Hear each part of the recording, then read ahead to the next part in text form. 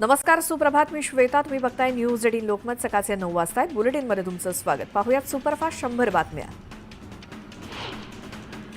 लाडकी बहीण योजनेचे हप्ते यापुढे सुद्धा मिळत राहणार आहेत. तसंच एकाही पात्र लाडक्या बहिणीच्या खात्यात जाणारे पैसे बंद होणार नाहीत, असं लाडक्या भावाचा शब्द आहे, असं उपमुख्यमंत्री एकनाथ शिंदे म्हणाले. शेतकऱ्यांना खतं, बी बियाणं आणि औषधांवरील जीएसटीतून आता दिलासा मिळणार आहे. केंद्र सरकारच्या जीएसटी परिषदेच्या माध्यमातून प्रयत्न करणार असल्याची माहिती उपमुख्यमंत्री अजित पवार यांनी विधान परिषदेत दिली. छगन भुजबळ नाही तर अनेक जण नाराज आहेत. नाराज लोकांची यादीच आहे. हे जनतेनं दिलेलंच बहुमत नाही ना, अशी शंका असल्याची टीका राजू शेट्टींनी केली. शेतकऱ्यांकडून पुढील 5 वर्ष आपण विजेचं बिल घेणार नाही, असा शब्द देत राज्याचे मुख्यमंत्री देवेंद्र फडणवीस यांनी शेतकऱ्यांना आश्वस्त केलं. तसंच मागेल त्याला सौर पंप आम्ही देणार असून 3 महिन्यात जोडणी देऊ, असं देखील फडणवीस म्हणाले. संपूर्ण कोकण किनारपट्टीवरती असलेल्या गडकिल्ल्यांचं ऑडिट झालं पाहिजे, अशी मागणी कुडाळ मतदारसंघाचे नवनिर्वाचित आमदार निलेश राणेंनी विधानसभेत केली. मुख्यमंत्र्यांनी याची दखल घेऊन याबाबत आवश्यक ती सुरक्षितता लक्षात घेऊन निर्णय घेण्यात येईल, असं आश्वासन दिलं. दिल्लीमध्ये 21 ते 23 फेब्रुवारी दरम्यान 98वं अखिल भारतीय मराठी साहित्य संमेलन पार पडणार आहे आणि या साहित्य संमेलनाचं उद्घाटन पंतप्रधान नरेंद्र मोदी यांच्या हस्ते होण्याची शक्यता असल्याची माहिती शरद पवार यांनी गुरुवारी दिली.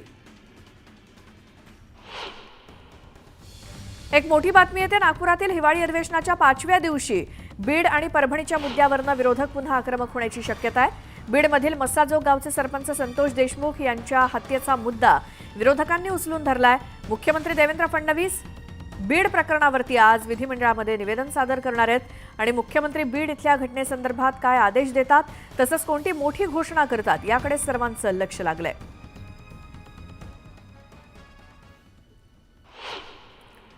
मिळकत कराची थकबाकी वसूल करण्यासाठी पुणे महानगरपालिकेकडून मोहीम हाती घेण्यात आली आहे. गेल्या 18 दिवसात 75 मिळकतींना टाळं ठोकण्यात आलंय, तर 317 मिळकतधारांकडून 40,68,00,000 रुपयांची थकबाकी वसूल केली आहे. ठाणे महापालिकेच्या अर्थसंकल्पात ठरवून दिलेले मालमत्ता कराचं उद्दिष्ट पूर्ण करण्यासाठी प्रशासनाकडून विविध उपाययोजना करण्यात येत आहेत. पुढील वर्षाच्या मार्च महिन्याअखेरपर्यंत शनिवार, रविवार आणि सार्वजनिक सुट्ट्यांच्या दिवशी सुद्धा मालमत्ता कर संकलन केंद्र सुरूच ठेवण्याचा निर्णय प्रशासनानं घेतलाय. एसआरए गृहप्रकल्पातील झोपडीधारकांच्या थकीत भाड्याच्या रकमेपोटी प्राधिकरणानं नोव्हेंबर अखेरपर्यंत बिल्डरकडनं 880 कोटी रुपयांपैकी 558 कोटी वसूल केले. त्यामुळे त्यांना ठरलेलं भाडं मिळणार आहे. मुंबई महानगरपालिकेच्या नायर हॉस्पिटलमध्ये गेल्या आठवड्याभरापासून हृदयाशी संबंधित शस्त्रक्रिया बंद आहेत. पुरवठादाराकडनं शस्त्रक्रिया साहित्याचा पुरवठा बंद झाल्यामुळे ही समस्या निर्माण झाली आहे. गेल्या अनेक दिवसांपासून रुग्णालयात दाखल असलेल्या रुग्णाच्या कुटुंबियांना उपचाराला उशीर झाल्यास रुग्णाच्या हृदयाचे ठोके बंद होण्याची भीती वाटते. पुणे लोणावळा रेल्वे मार्गावरील 3ऱ्या आणि 4थ्या मार्गिकेसंदर्भात राज्य सरकारसोबत बैठक घेतली जाईल. त्यातून मार्ग काढला जाईल. लवकरच प्रत्यक्षात काम सुरू करण्यासाठी प्रयत्न केले जातील, असं आश्वासन केंद्रीय रेल्वे मंत्री अश्विनी वैष्णव यांनी दिलं. महापालिकेनं लक्ष्मी रस्त्यावरती पादचारी दिन हा उपक्रम राबवल्यामुळे 1 दिवसासाठी रस्ते आणि पदपथांवरनं मुक्तपणे संचार करता आला. मात्र आता पादचाऱ्यांना धमकावून त्यांच्याकडील मोबाईल, रोकड आणि दागिने चोरल्याच्या घटना वाढू लागल्यात. गेल्या 11 मिनिटात 167 घटना घडल्यात. पुण्यामध्ये निवडणुकीच्या काळात प्रचारासाठी हेलिकॉप्टरचा सर्वाधिक वापर झाला. आता प्रवाशांच्या मागणीनुसार आनंदाच्या सफरीसाठी हेलिकॉप्टर उड्डाणं घेतली जाणार आहेत. पुण्यातून पर्यटन आणि तीर्थटनासाठी हेलिकॉप्टरच्या मागणीत वाढ होतीये. प्रस्तावित पुणे नाशिक रेल्वे मार्गाला रेल्वे मंत्रालयानं पुन्हा परवानगी नाकारली आहे. सर्व हॅशटॅग यामुळे Pune Nashik semi high speed railway मार्ग पूर्ण होण्यासाठी आणखी काही वर्ष वाट बघावी लागणार आहे. या मार्गाचा नव्यानं डिटेल प्रोजेक्ट रिपोर्ट बनवला जाणार आहे.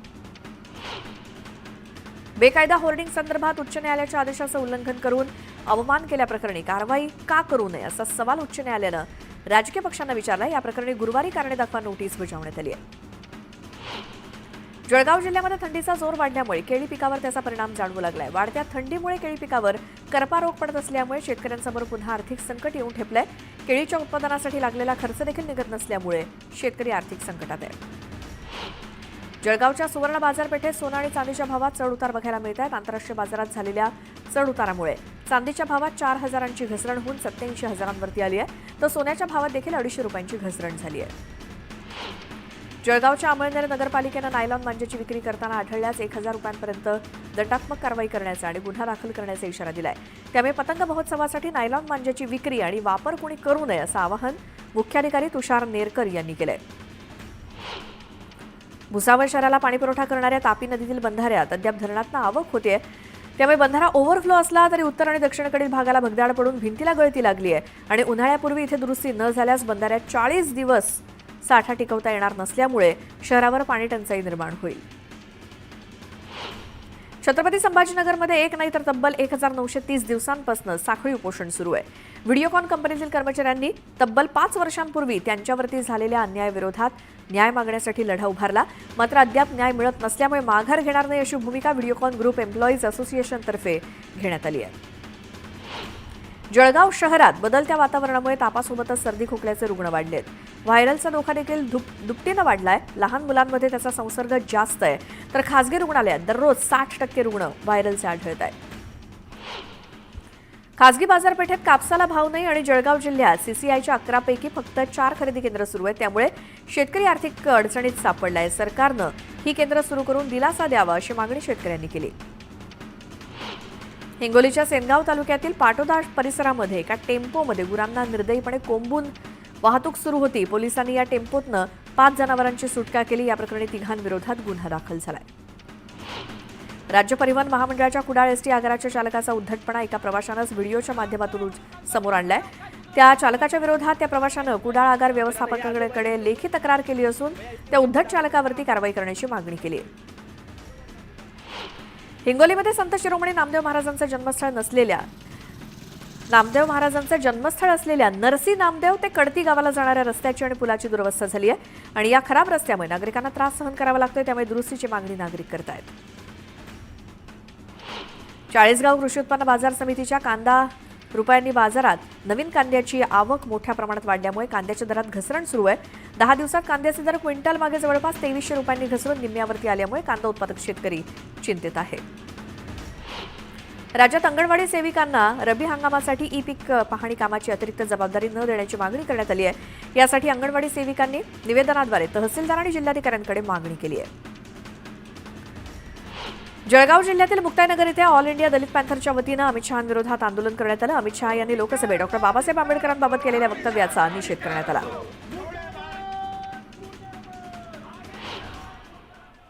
एक मोठी बातमी बघूयात। शरद पवार गटातील 2 महत्त्वाचे नेते अजित पवारांच्या भेटीला गेलेत। राष्ट्रवादी काँग्रेसचे शरद पवार पक्षाचे आमदार रोहित पाटील यांनी नागपुरात अजित पवारांची भेट घेतली आहे, तर सलील देशमुख यांनी सुद्धा अजित पवार यांची भेट घेतली आहे नागपूरमध्ये।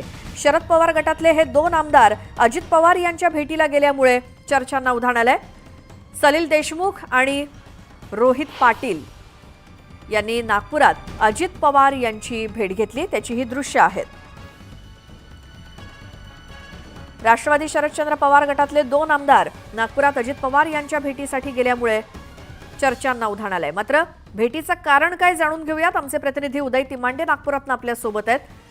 उदय, काय कारण अजित पवारांच्या भेटीचं या 2 आमदारांचं? खरं तर अधिवेशनाच्या पहिल्या दिवशीपासून जे आहे ते अजितदादांचा हा विजयगड बंगला जो आहे चर्चेत राहिलेला। कारण आता 2 दिवसाआधी आपण पाहिलं होतं की शरद पवार गटाच्या शशिकांत शिंदे यांनी जी आहे ती अजितदादांची भेट घेतली होती आणि आज सकाळी शरद पवार गटाचे प्रतोद असलेल्या रोहित पाटील आणि सलील देशमुख यांनी जी आहे ती आज या विजयगड बंगल्यावर जे आहे ते अजितदादा यांची भेट घेतलेली आहे। ज्या पद्धतीनं विधानसभा निवडणुकीमध्ये अजितदादा गटाला चांगल्या जागा मिळाल्या आणि त्यानंतर कुठेतरी हे दोन्ही गट विलीन होईल अशी चर्चा होत असताना अधिवेशनाच्या म्हणजे सकाळी ज्या पद्धतीनं शरद पवार गटांचे नेते येऊन अजितदादांशी भेटून जातात त्यावरून नक्कीच राज्याच्या राजकारणामध्ये आणि प्रामुख्याने राष्ट्रवादीमध्ये काहीतरी शिस्त आहे का अशी शंका आता या निमित्तानं जी आहे ती व्हायला लागलेली आहे। कारण आज सकाळी साधारणतः 8 वाजताच्या दरम्यान जे आहे ते रोहित पाटील इथं अजितदादांच्या भेटीसाठी आले होते। सुमारे 20 मिनिटं जे आहे ती त्यांनी अजितदादांसोबत चर्चा केली। त्यांच्या पाठोपाठ जे आहे ते सलील देशमुख इथं दाखल झाले होते आणि सलील देशमुख देखील त्या चर्चेमध्ये सहभागी असल्याची माहिती आहे। त्यानंतर आमदार सुहास कांदे देखील अजितदादांना भेटायला आले होते.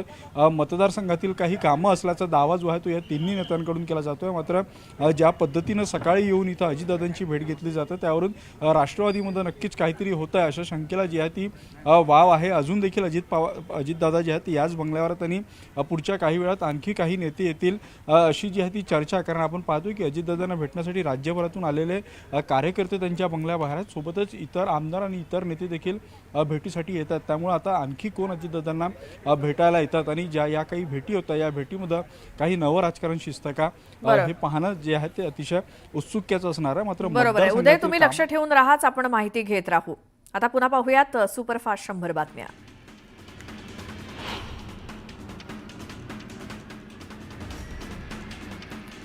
मुंबई अहमदाबाद हायवेवरती कुर्ला बस दुर्घटनेची पुनरावृत्ती टळली. एक कंटेनर चालक मद्यधुंद अवस्थेत ट्रक चालवत होता आणि काही वाहनांना ठोकर देत त्यानं ट्रक डिवायडरला नेऊन आदळला. यावेळी तिथे असलेल्या मनसेच्या कार्यकर्त्यांनी तातडीनं त्याला पकडून यथेच्छ चोप देत पोलिसांच्या हवाली केलं. वसईत खरेदीसाठी गेले असताना चोरट्यांनी धाड टाकून 8 लाखांची चोरी केली. पोलिसांनी 24 तासात चोरट्यांना गजाआड केलं.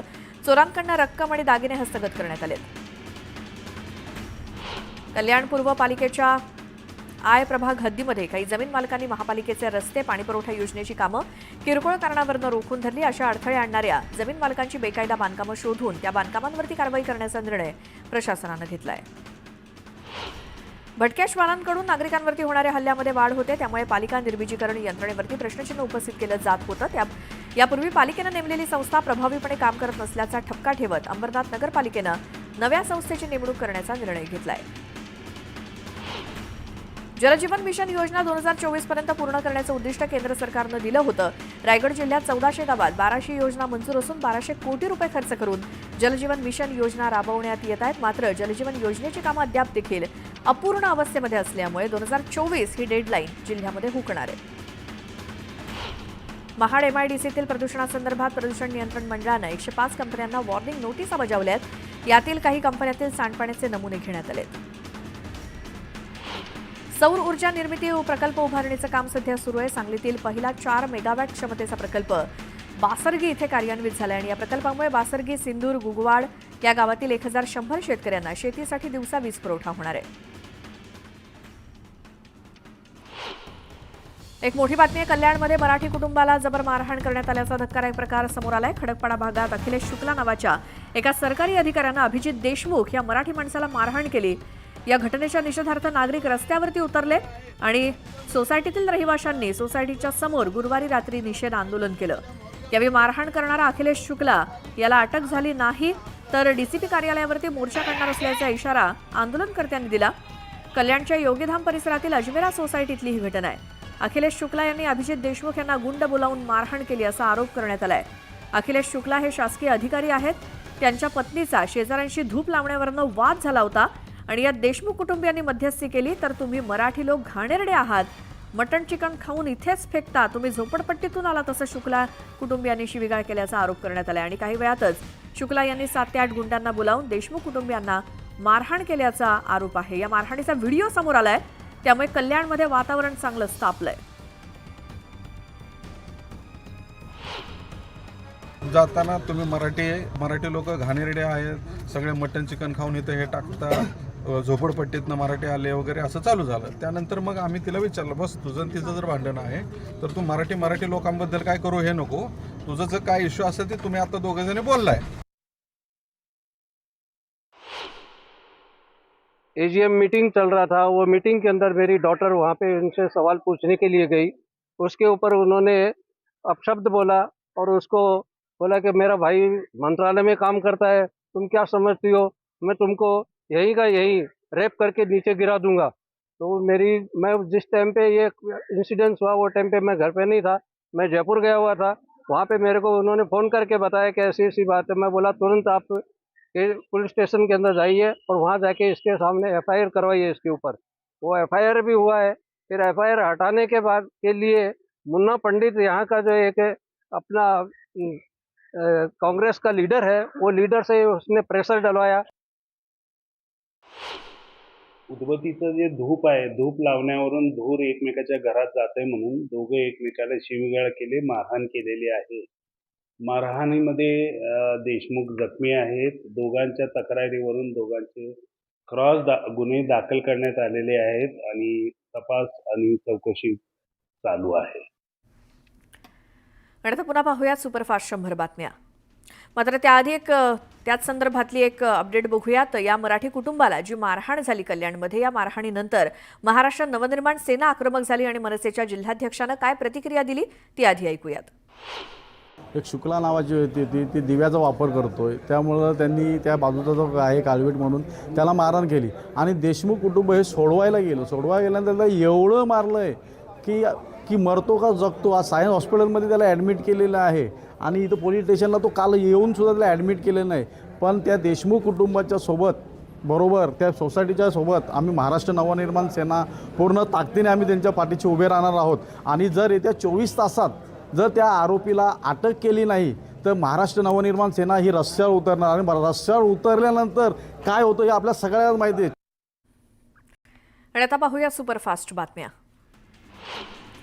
लाकडी बोटीला अतिरिक्त प्रवासी संख्येमुळे अपघात झाल्यास त्यांचा जीव जाण्यास कारणीभूत ठरणाऱ्या केवळ नाममात्र दंड आकारला जातोय, तर दुर्घटनाग्रस्त नीलकमल बोटीमध्ये जादा प्रवासी वाहतुकीमुळे महेश टूर अँड ट्रॅव्हल्स कंपनीचं लायसन्स रद्द करण्यात आलंय. सातारा जिल्ह्यातील पाटण तालुक्यात रासाठी गावाजवळ शेतातून परतणाऱ्या शेतकऱ्यांवरती रानगव्यानं हल्ला केला. यात शेतकरी ठार झालाय. मागील वर्षभरात रानगव्यांच्या हल्ल्यात आतापर्यंत परिसरातील 3घांचा मृत्यू झालाय. नालासोपाऱ्यात भाच्याच्या लग्नासाठी आलेल्या उत्तर प्रदेशातील एका महिलेचा बोट दुर्घटनेत मृत्यू झाला. बोटीवरील सुरक्षा साधनांच्या अभावामुळे मृत्यू झाल्याचा आरोप भाच्यानं केलाय. पिंपरी चिंचवड शहरातील खराळवाडी इथे एक झाड रिक्षावरती पडलं आणि या अपघातामध्ये रिक्षातील 3 जण गंभीर जखमी झाले. बारामती शहरामध्ये युवकाची कोयत्यानं हत्या करण्यात आली. मुलीशी बोलत असल्याच्या रागातून हत्या केल्याची माहिती मिळाली आहे. एक मोठी बातमी सोलापुरातून येते. कुंभारी गावात 7 ते 8 अज्ञात तरुणांकडनं एसटी बसची तोडफोड करण्यात आली. स्वारगेटहून अक्कलकोटकडे निघालेल्या बसची चालक आणि प्रवाशांना खाली उतरवून आंदोलकांनी तोडफोड केली. आंदोलकांनी जोरदार घोषणाबाजी देखील केली आणि या घटनेची माहिती मिळताच पोलीस कुंभारी गावात दाखल झाले आणि प्रवाशांना दुसऱ्या गाडीनं अक्कलकोटला रवाना करण्यात आलं.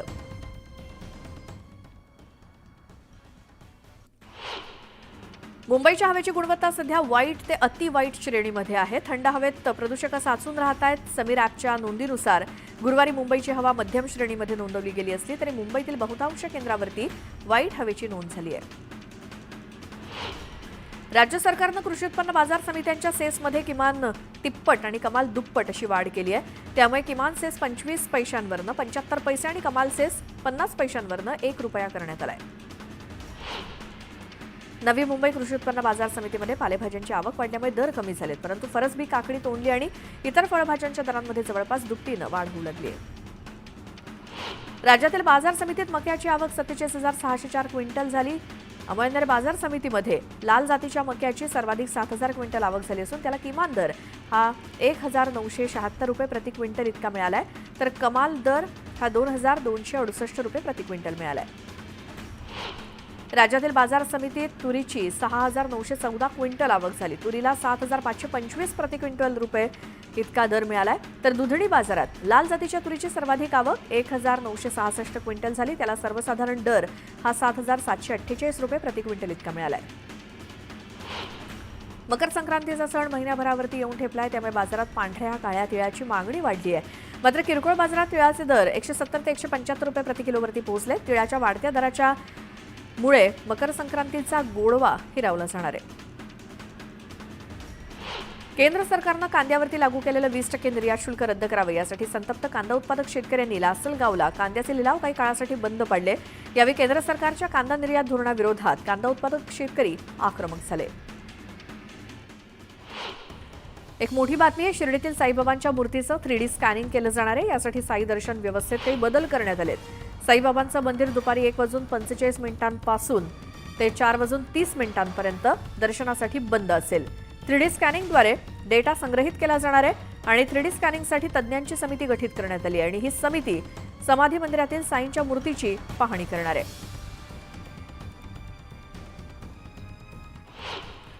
बेस्ट उपक्रमाला मदत करण्यासाठी पालिका प्रशासनानं नकार दर्शवल्यामुळे बेस्ट कामगार सेनेनं मुख्यमंत्री देवेंद्र फडणवीस यांना साकडं घातलं. फडणवीस यांनी बेस्ट वाचवण्यासाठी पुढाकार घेऊन बेस्ट महाव्यवस्थापक, पालिका आयुक्त आणि कामगार संघटनेची संयुक्त बैठक बोलवावी अशी मागणी कामगार सेनेनं फडणवीस यांना पत्र पाठवून केली आहे.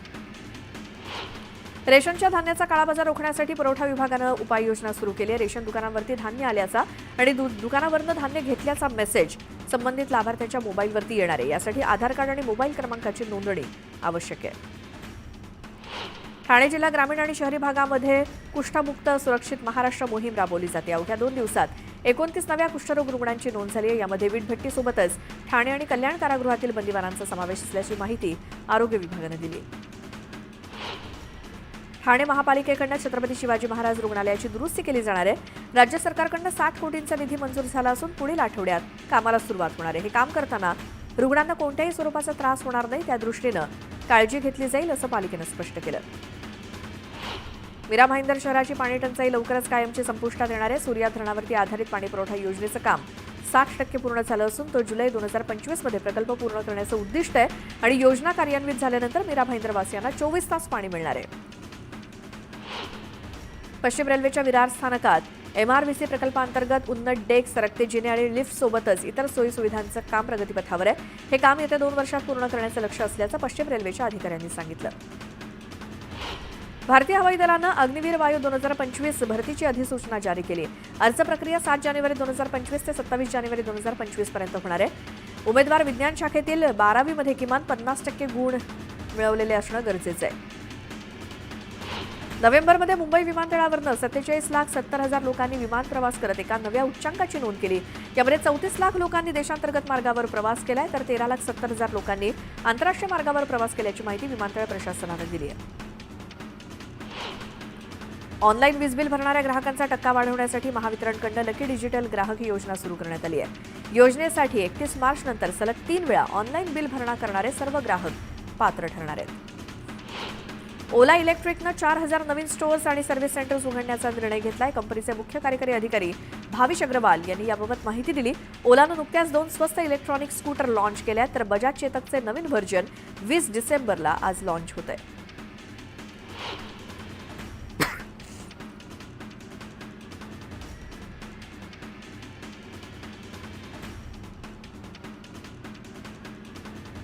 रेल्वे प्रवाशांचा प्रवास आरामदायी करण्यासाठी भारतानं तयार केलेली वंदे भारत ट्रेन ही प्रचंड गाजते आहे. तर देशात आणखी 10 वंदे भारत स्लीपर कोचची निर्मिती सुरू होणार आहे.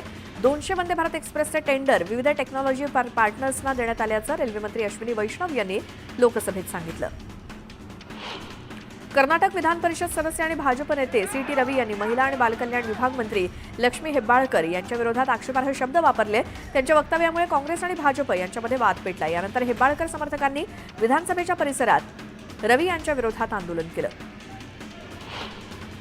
नव्या वर्षात पुन्हा एकदा महागाईचा भडका उडणार आहे. सर्व आघाडीच्या कंपन्यांनी उत्पादन वाढ आणि कस्टम ड्युटीची भरपाई करण्यासाठी वस्तूंच्या किमती वाढवायला सुरुवात केली. या निर्णयामुळे नवीन वर्षात चहा पावडर, तेल, साबणापासून क्रीमपर्यंतच्या किमतीत 5 ते 20% वाढ होण्याची शक्यता आहे.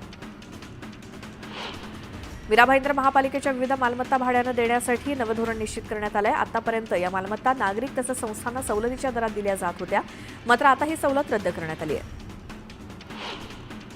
केंद्र सरकारनं कांदा निर्यातीवरती लावलेलं 20% शुल्क तातडीनं रद्द करण्याची मागणी उपमुख्यमंत्री अजित पवारांनी केली. नाशिकसोबतच राज्यातील शेतकऱ्यांना त्याचा लाल कांदा श्रीलंकेसोबतच परदेशांमध्ये निर्यात करता आला पाहिजे असं अजितदादांनी पत्रात म्हटलं. मुंबईतील राडा रोड्याची वाहतूक करून त्याची नवी मुंबई क्षेत्रामध्ये विल्हेवाट लावणाऱ्या डेब्रिज माफियांच्या विरोधात सिडकोनं कारवाई केली. या अंतर्गत बुधवारी 2 डंपर जप्त करण्यात आले. या प्रकरणी उरण पोलिसांनी गुन्हा दाखल केलाय. नीलकमल बोट दुर्घटनेनंतर भाजपचे माजी नगरसेवक मकरंद नार्वेकर यांनी राज्य सरकारला पत्र लिहून मेरीटाईम बोर्डाच्या अधिकाऱ्यांच्या भूमिकेची उच्चस्तरीय चौकशी करा अशी मागणी केली आहे. अशा घटनांची पुनरावृत्ती टाळण्यासाठी कठोर शिक्षा झालीच पाहिजे असं नार्वेकर म्हणाले. पीओपीला काय पर्याय असू शकतो, पालिका कोणता निर्णय देऊ शकते याची चाचपणी करण्यासाठी बृहन्मुंबई सार्वजनिक गणेशोत्सव समितीनं हालचाली सुरू केल्या आहेत. या संदर्भात समितीनं पालिकेकडे पर्यायांची विचारणा केली असून त्याबाबत काय निर्णय होतो याकडे समितीचं लक्ष लागलंय. झोपडपट्टी पुनर्वसन प्राधिकरणाच्या गृहप्रकल्पातील झोपडीधारकांच्या थकीत भाड्याच्या रकमेपोटी प्राधिकरणानं नोव्हेंबर अखेरपर्यंत बिल्डरांकडून 558 कोटी रुपये वसूल केले. त्यामुळे त्यांना ठरलेलं भाडं मिळणार आहे. मध्य रेल्वेचे प्रवासी तिकीट काढण्यासाठी QR कोडला पसंती देत असल्याचं समोर आलंय. दररोज सरासरी 45,000 तिकीटं या प्रणालीद्वारे काढली जात आहेत. रेल्वेच्या 17 झोनमध्ये हे प्रमाण सर्वाधिक आहे. वर्षाच्या सुरुवातीला जानेवारी महिन्यात झालेल्या 17 फ्लेमिंगोंच्या मृत्यूनंतर चर्चेत आलेल्या पाम बीच मार्गावरील नेरूळ येथील DPS फ्लेमिंगो तलाव आता संरक्षित क्षेत्र म्हणून जतन केला जाणार आहे. याचं शहरातील पर्यावरणप्रेमींनी स्वागत केलंय. एक मोठी बातमी आहे. लोकसभा अध्यक्ष ओम बिर्ला यांनी एक मोठा निर्णय घेतलाय. संसदेच्या कोणत्याही प्रवेशद्वारावरती निदर्शनं करता येणार नाहीत. सर्व खासदारांना तशा सूचना करण्यात आल्या आहेत. कोणतीही अडवणूक किंवा निदर्शनं न करण्याची सक्ती करण्यात आलेली आहे. लोकसभा अध्यक्ष ओम बिर्ला यांनी घेतलेला हा मोठा निर्णय.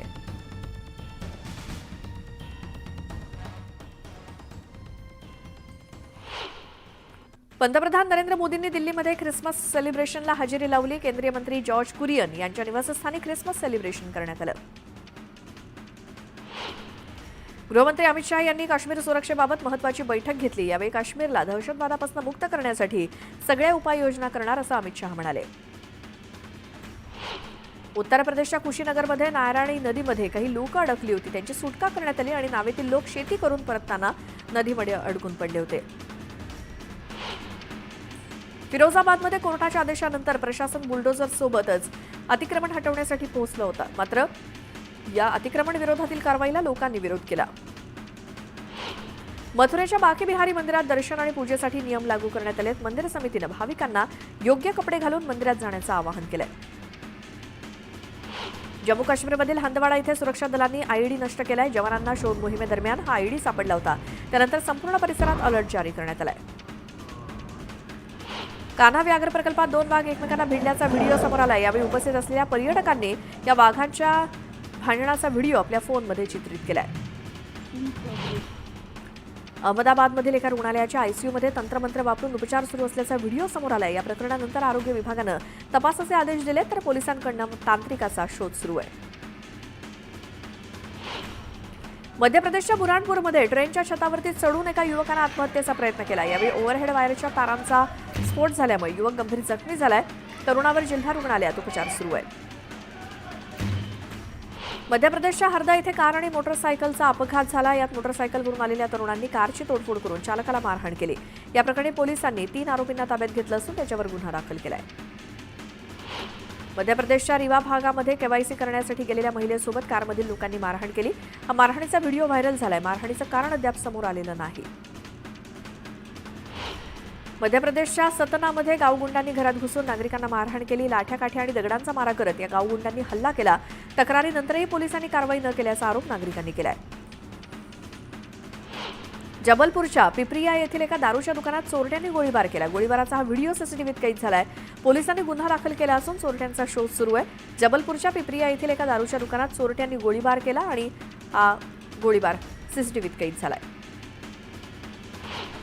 जम्मू काश्मीरमधील भद्रवाह जंगल परिसरामध्ये भीषण आग लागल्यामुळे एकच खळबळ माजली. चिरल्ला रेंजमध्ये लागलेल्या आगीमुळे स्थानिकांची मोठी तारांबळ उडाली. बांगलादेशातील भारतविरोधी आवाज बुलंद झालाय. बांगलादेश लष्कराचे निवृत्त कर्नल ओली अहमद यांनी भारताला अण्वस्त्र हल्ल्याची धमकी दिली. बांगलादेशमधील एका मदरशामध्ये ISISच्या दहशतवाद्यांसारखे कपडे घालून विद्यार्थी पोहोचले आणि मौलवींनी विद्यार्थ्यांना त्यांच्या आवडीनुसार कपडे घालण्याची सूचना केली होती.